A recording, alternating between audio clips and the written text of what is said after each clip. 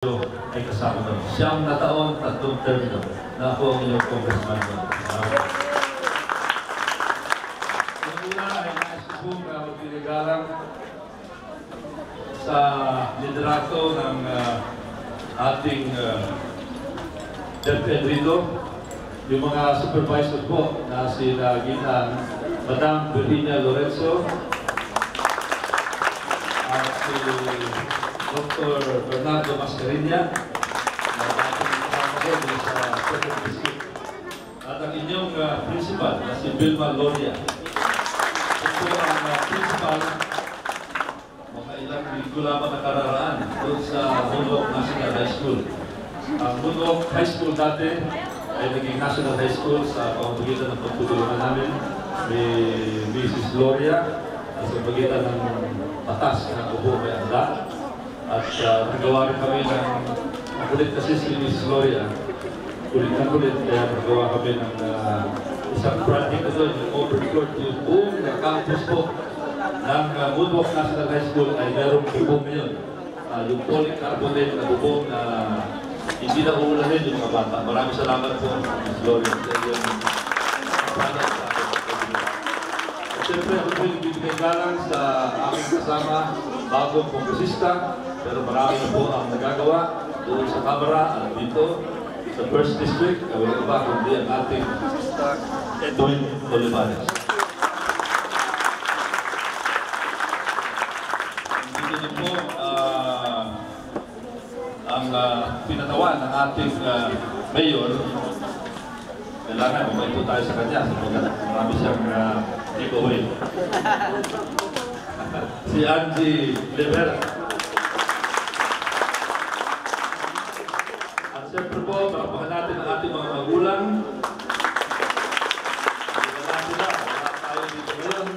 Parapahan natin yung mga teachers natin. Parapahan natin ang teacher na gusto. At higit sa lahat, parapahan natin ang ating mga graduates na yung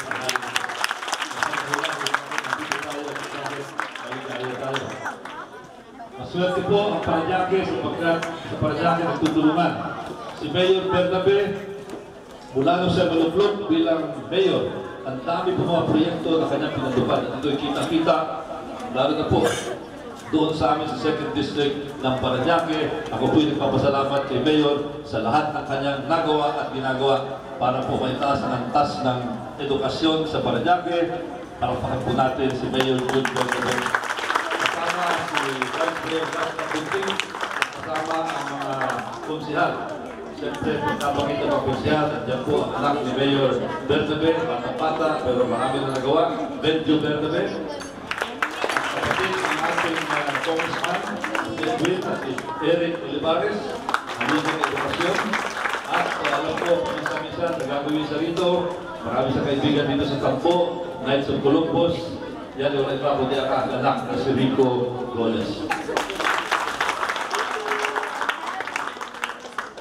At nagtutulungan din yung buong barangay sa pamamagitan ng ating barangay Captain Fred De Leon kasama ang kanyang sanggunian.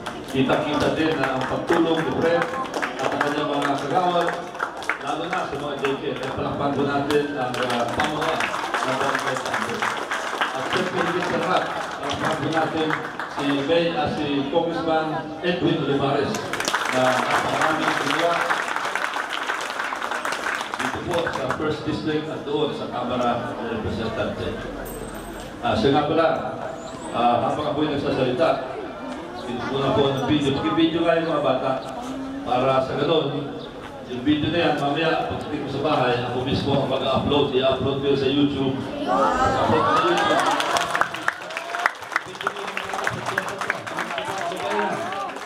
Ayun, yung sa kaliwa mo. Sino bang may Facebook dito? Pakilat niyo ako. Pakilat niyo ako sa Facebook ninyo. Para makita niyo. Mamaya, para makita niyo itong pati mga litrato lalabas sa Facebook, lalabas sa YouTube. Ako po ang tinatawag na Facebook King dahil ang dami kong mga, siguro mga mahigit 2,000 albums na ang na-post ko sa aking Facebook. Kasama ito mamaya. At dapat na ko rin na bukod sa mga proyekto ng mga nabanggit ng mga opisyal, ang inyong lingkod po, mula na ako maging congressman noong 1992 ay talagang binigyan ko ng atensyon ang edukasyon. Kaya naman mula sa San Dionisio, sa La Huerta, sa Santo Niño, sa Dongcalo, dito po sa Tampo, hanggang Baclaran. Basta't meron ng established na eskwelahan, nakapagpatayo ko ng school buildings.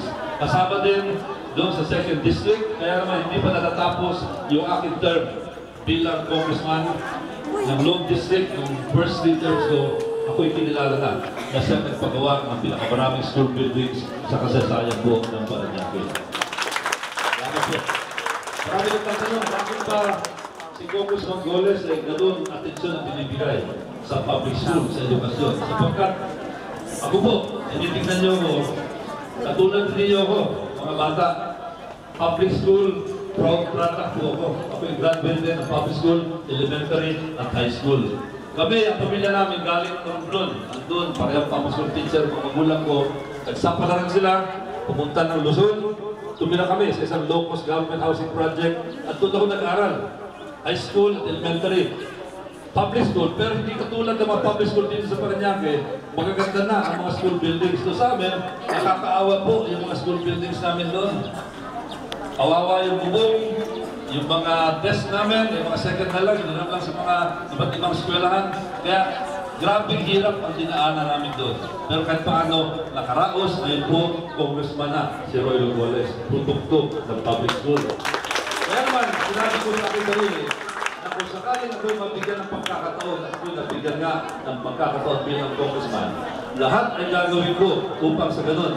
Hindi mararanasan ng mga kabataan dito sa Parañaque ang naranasan ko noong ako'y nag-aaral pa sa public school. Kaya yan ang binigyan ko ng atensyon, ang pagtaas at ang taas ng edukasyon dito po sa Parañaque.